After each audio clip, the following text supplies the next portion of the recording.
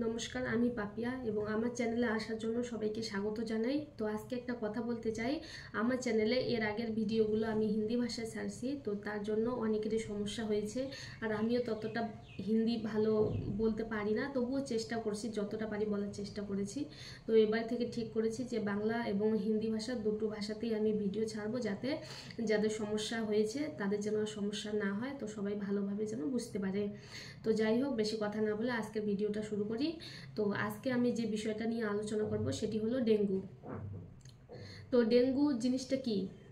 আশা করি তোমরা সবাই অনেকেই শুনেছো যে ডেঙ্গু জ্বর হয়, হসপিটালে ভর্তি থাকে, তাদের ট্রিটমেন্ট হয়। এবং এটা তোমরা সবাই জানো যে মশার কামড়ার ফলে হয়।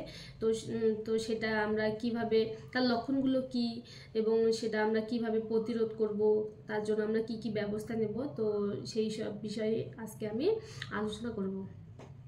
তো ডেঙ্গু হলো এমন একটি রোগ যেটি মশার দ্বারা এটি ছড়ায় এবং এটি একটি ভাইরাস জনিত রোগ। আর এটি এমন একটি সংক্রামক রোগ যেটি মহামারীর আকারেও ছড়িয়ে পড়ে। এবং এটি কিসের জন্য হয়, কি কারণের ফলে হয়? যেরকম ম্যালেরিয়া তোমরা সবাই শুনেছো, যেরকম ম্যালেরিয়া মশার কামড়ের মাধ্যমে হয়, সেরকম এটিও মশার মাধ্যমে হয়। এডিস মশা এটি হচ্ছে তোমার সকালবেলার দিকে এবং বিকালবেলার দিকে সাধারণত এগুলো দিনের বেলা বেশি কামড় দেয়। তো এই মশাগুলো দেখতে কীরকম হয়? ছোট, কালো কালো এবং গায়ে সাদা দাগ দাগ থাকে। তো এগুলো হচ্ছে এডিস মশা। এই মশার মাধ্যমে কিন্তু ডেঙ্গু ভাইরাসটি ছড়ায়। আর ভারতের মতো দেশে বর্ষাকাল জুলাই থেকে অক্টোবর এবং বর্ষার শেষে এই ডেঙ্গু মশার প্রকোপ কিন্তু সব থেকে বেশি দেখা যায়। ডেঙ্গু ভাইরাস সংক্রমিত মশার মাধ্যমে রক্তে প্রবেশ করলে সেই ব্যক্তির ডেঙ্গু জ্বর হতে পারে। যখন কোনো সুস্থ স্বাভাবিক ব্যক্তিকে ডেঙ্গু ভাইরাস বহনকারী মশা কামড়ায়, তখন সেই ব্যক্তির শরীরে এই ডেঙ্গু ভাইরাস প্রবেশ করে, যার ফলে 2 থেকে 7 দিনের মধ্যে সেই ব্যক্তির ডেঙ্গু জ্বরের যে উপসর্গগুলি সেগুলো লক্ষ্য করা যায় এবং তার শরীর দুর্বল হয়ে যাবে। এই ডেঙ্গু ভাইরাস সংক্রমণে মানুষ অসুস্থ হয়ে যায় এবং যার থেকে সুস্থতাও সম্ভব। কিন্তু কিছু ক্ষেত্রে ডেঙ্গু ব্লাডের মধ্যে, মানে রক্তের মধ্যে যখন প্লেটলেটটা কমে যায় এবং রক্তপাতজনিত জটিলতা সৃষ্টি করতে পারে, যার ফলে রোগীর মৃত্যুর ঝুঁকি হতে পারে। এই অবস্থাতে রোগীকে হাসপাতালে নিয়ে যাওয়ারও প্রয়োজন হতে পারে। ডেঙ্গু জ্বর সাধারণত 3 ধরনের হয়। 1 নাম্বার হচ্ছে ক্লাসিক্যাল বা সাধারণ ডেঙ্গু জ্বর, 2 নাম্বার হচ্ছে ডেঙ্গু হেমোরেজিক জ্বর, 3 নাম্বার হচ্ছে ডেঙ্গু শক সিনড্রোম। তো আমরা এখন দেখব যে ক্লাসিক্যাল বা সাধারণ ডেঙ্গু জ্বরের লক্ষণগুলো, যে কি কি লক্ষণ দেখা দিলে আমরা বুঝতে পারবো যে এটি সাধারণ ডেঙ্গু জ্বর। তো হঠাৎ করে কাঁপুনি দিয়ে জ্বর আসা, চোখের নিচে ব্যথা করা, মাথা ব্যথা করা, শরীরের মাংসপেশিতে ব্যথা, শরীরে গাঁটে ব্যথা হবে, খিদা রুচি কমে যাবে বা বমি বমি ভাব হবে। তো এইসব লক্ষণ আমরা সাধারণ ডেঙ্গু জ্বরের মধ্যে দেখতে পারি। এবার যদি আমরা দেখি হেমোরেজিক ডেঙ্গু জ্বর, তো এখানে নাক ও মাড়ি দিয়ে রক্তপাত হবে, পায়খানা বা বমির সঙ্গে রক্তপাত হবে। তো এরকম অবস্থায় যদি আমরা ব্লাড টেস্ট করি, তো তখন আমরা বুঝতে পারবো যে এটি ডেঙ্গু হেমোরেজিক জ্বর। 3 নম্বর ডেঙ্গু শক সিনড্রোম। তো ডেঙ্গু হেমোরেজিক জ্বরের মধ্যে যে উপসর্গগুলো আমরা দেখছি, তো সেগুলো ছাড়াও রোগীকে কখনো কখনো শক হতে দেখা যায়।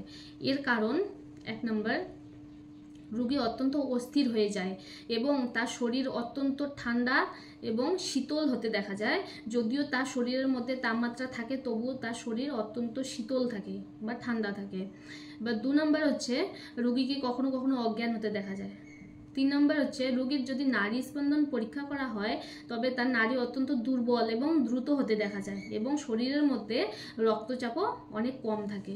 এবার আমরা আলোচনা করব ম্যানেজমেন্ট বা ব্যবস্থাপনা। ডেঙ্গু জ্বর হলে আমাদের কি ব্যবস্থা নিতে হবে? দেখুন, এবার যদি সাধারণ ডেঙ্গু জ্বর হয়, তবে তাকে বাড়িতে রেখে চিকিৎসা করা সম্ভব। আর ডেঙ্গু যেহেতু ভাইরাস জনিত রোগ, তাই এর কোনো নির্দিষ্ট ওষুধ বা অ্যান্টিবায়োটিক কার্যকর নয়। সাধারণ ডেঙ্গুর ক্ষেত্রে রোগীর জল বা পানির প্রয়োজন, অত্যন্ত গুরুত্বপূর্ণ, যার জন্য রুগীকে রিঙ্গার সলিউশন, নর্মাল স্যালাইন বা 5% ডেক্সট্রোজ রোগীর ওজন অনুযায়ী 10 ml বা 20 ml পার আওয়ার করে দেওয়া হয়।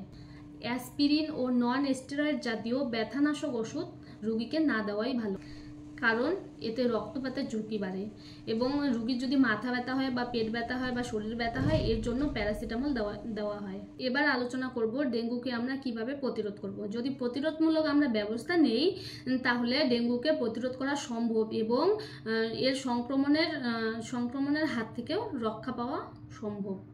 আর হচ্ছে রাতের বেলা বা দিনের বেলা যখনই হোক সবসময় আমাদের মশারি ব্যবহার করা খুবই ভালো, কারণ মশারি ব্যবহার করলে তাহলে আমাদেরকে মশা না কামড়াতে পারবে। আর সবসময় আমাদের হাতাওয়ালা ও ঢিলে ঢালা পোশাক পরা উচিত, তাহলে মশা কামড়াতে পারবে না। আর বাড়ির আশেপাশে যদি জলাশয়ে জল জমে থাকে, নোংরা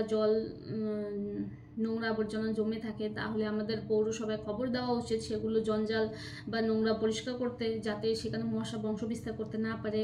আর যদি কোনো পাত্রে জল রাখা যায়, সেটা কোনো পাত্রে বা কন্টেনারে যদি জল রাখা যায় সেটা সবসময় আমাদের ঢেকে রাখা উচিত। আর যদি ঢেকে না রাখি তাহলে সেই জমে থাকা জলের মধ্যে কিন্তু মশা সবসময় বংশ বিস্তার করে। তো সেগুলোর দিক থেকে আমাদেরকে সতর্ক থাকতে হবে। তো এগুলোর দিক দিয়ে যদি আমরা সতর্ক থাকি তাহলে আমরা ডেঙ্গুর হাত থেকে অবশ্যই মুক্তি পেতে পাবো, বা আমরা ডেঙ্গু ভাইরাসকে প্রতিরোধ করতে সক্ষম হব। তো আশা করি ভিডিওটি ভালো লেগেছে এবং আশা করি সবাই বুঝতে পেরেছো। তো যদি কোনো জায়গায় কারো যদি কোনো অসুবিধা হয় তাহলে আমাকে অবশ্যই জিজ্ঞাসা করবেন। তো আমি যতটা পারি বলার চেষ্টা করব বা বোঝানোর চেষ্টা করব। ধন্যবাদ।